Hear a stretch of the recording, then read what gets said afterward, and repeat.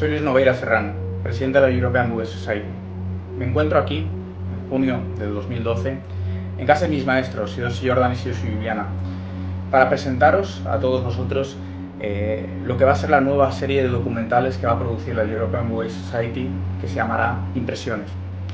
En estos documentales, que van a ser narrados por mi persona y que vamos a encontrar imágenes producidas por toda la escuela, interesantes sensaciones, interesantes informaciones que pueden enriquecer a todos vosotros que sois seguidores y a muchos otros que podéis llegar por primera vez a ver estos documentales, a ver estos vídeos.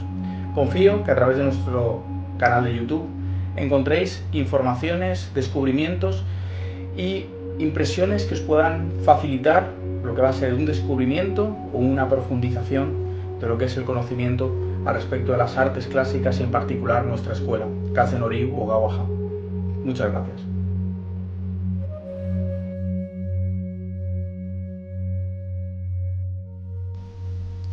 Hōjō-jutsu.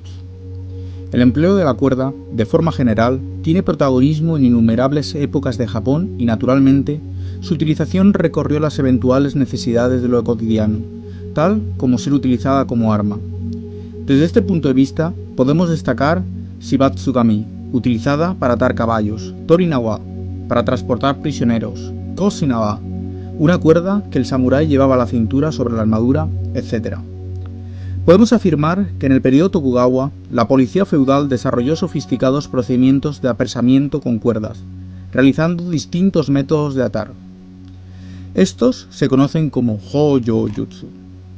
La palabra Hōjō está formada por los kanji Hō, que también se denomina Tori y significa capturar, apresar, y Yō, que también se pronuncia Nawa y significa cuerda.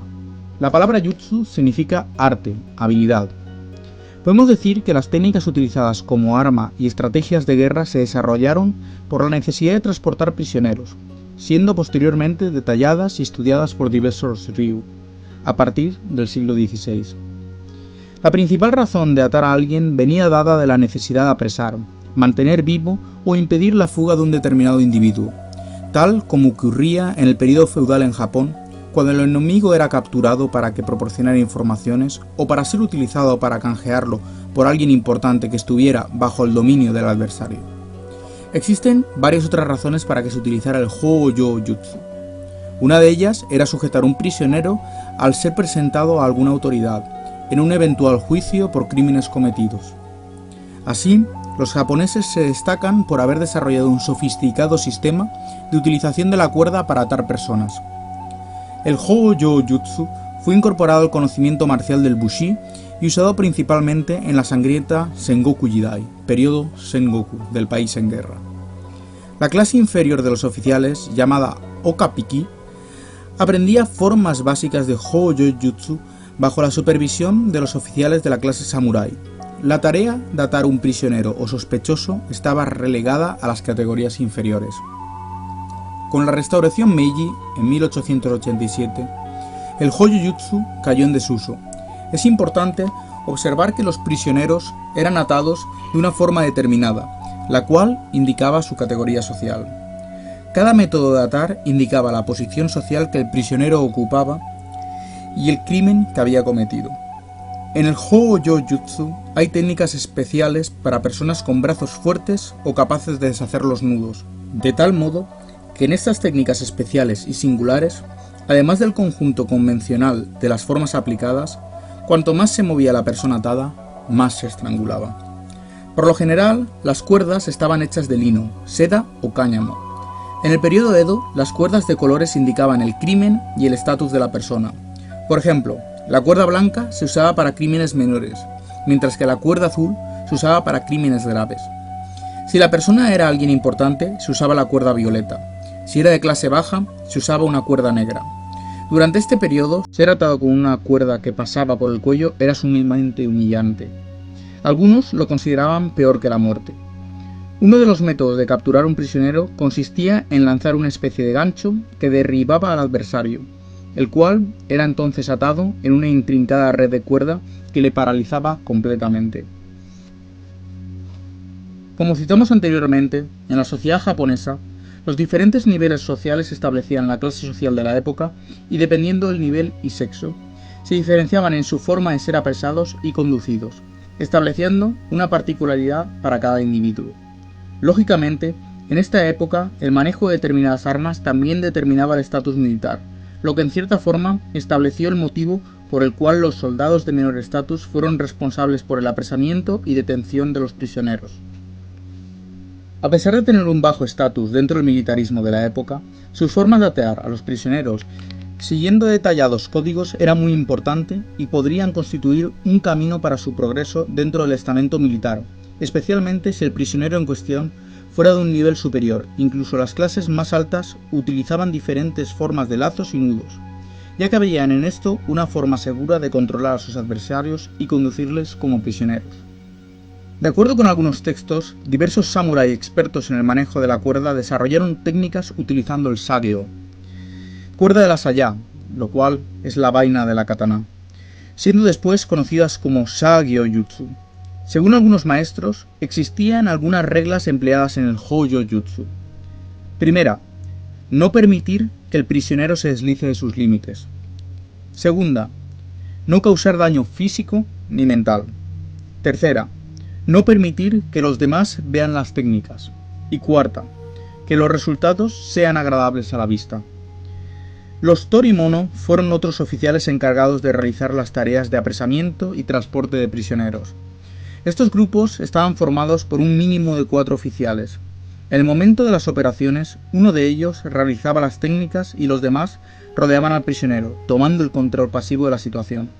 De esta forma, las técnicas se podían ocultar de la mirada de los criminales y de la gente común. La velocidad de los oficiales para realizar el apresamiento y las técnicas era fundamental para el momento de la acción. Por tal motivo, entrenaban hora tras hora para alcanzar una técnica rápida y efectiva. Las cuerdas utilizadas para el entrenamiento eran de seda, mientras que las de apresamiento eran de otro material específico, distinto para cada ryu. Por más que la forma empleada tuviera innumerables vueltas, una parte se dejaba para la conducción y transporte. Por otro lado, sabían que también era eso lo que mantenía al prisionero controlado. De ahí surgiría el nombre con el que hoy conocemos este arte, Hojo-jutsu, una forma que permitiría al prisionero ser transportado de una región a otra, para ser entregado a otros oficiales. Cada clan y cada región tenían formas determinadas de este arte. Existían diferentes tipos de formas de apresar, atar o estrangular a un adversario, así como diferentes formas de combinar cuerdas con armas, lo que se denominó Na-wa-jutsu. De manera general, se pueden clasificar estas artes de la cuerda en Torinawa, aproximadamente de 3 metros de longitud; Hayanawa, cuerda rápida, empleada en 2 situaciones: cuando la técnica utilizada proporciona una velocidad superior o cuando la cuerda utilizada es poco larga, utilizada solamente para apresamientos rápidos; Yakuguchi, cuerda en forma de lazo; Tori-himo, cuerda en forma de 8; Sageo, cuerda o cordón de la vaina de la espada; Kaginawa, cuerda con un gancho en la extremidad. Claro está que, al igual que las demás artes que evolucionaron, cada escuela poseía tamaños, colores y formas diferentes de conducir y amordazar a cada prisionero. Así, las escuelas que aún conservan sus técnicas las ejecutan en forma de seite y gata, y después de un determinado nivel, en formas libres, intentando revivir un momento de apresamiento, simulando una forma real.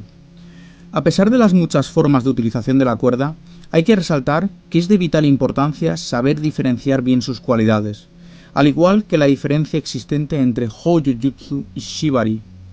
En el siglo XV, Japón ya estaba inmerso en constantes conflictos y guerras frente a una era de dictadura e imposición militar. Antes incluso de este periodo, ya existían distintas formas de retener al enemigo con cuerdas y aparatos utilizados como herramientas para el apresamiento. De forma general, algunas de las técnicas empleadas estaban fuertemente ritualizadas y en muchos casos tenían como objeto inmovilizar y apresar a un enemigo samurái en el campo de batalla.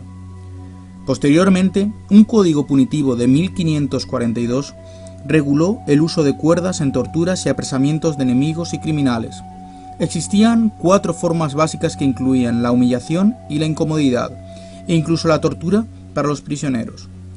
Estas penas desaparecieron con el reinado de Tokugawa. En el periodo Edo se desarrolló una forma determinada de arte de guerra denominada Honbaku Jutsu, que especificaba con intensa maestría las formas de mantener presos a los enemigos y criminales por medio de cuerdas. La precisión de sus formas era específica para las distintas familias y regiones que tenían por costumbre exponer en la plaza pública al prisionero atado e inmovilizado. Los espectadores podían observar tranquilamente las formas de ligaduras y tipos de cuerdas, deduciendo así la clase social o incluso el crimen cometido por tal individuo. Hay quienes dicen que en determinados casos era posible saber su edad y profesión. El Hōjō-jutsu no era utilizado para mantener al enemigo atado a un árbol, poste o artefacto que le mantuviera en esa posición durante horas o días. Quizás ahí radica una importante diferencia entre ambas formas.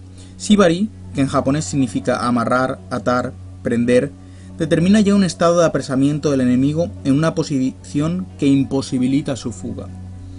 Inventado como una técnica de sutil apresamiento, aunque considerada en su otro aspecto como una codificada forma de tortura y retención de prisioneros, esta solo podía ser ejecutada y demostrada por un guerrero samurái.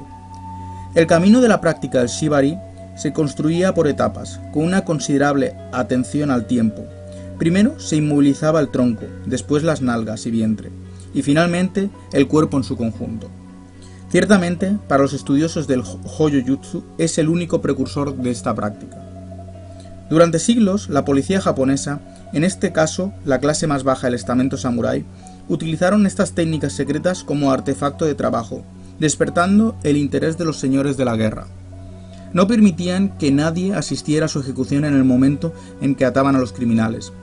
Para el Hōjō-jutsu, distinto al shibari, debían seguir 3 normas imprescindibles en el momento de realizar las técnicas de apresamiento. Primero, el prisionero no podría sufrir daños permanentes. Segundo, el prisionero no podría huir. Tercero, nadie que no fuera de la clase samurái podría presenciar el proceso. Ya al final del periodo Edo aparecen los primeros documentos sobre el shibari. Muchas de las formas documentadas muestran las torturas en campos de guerra.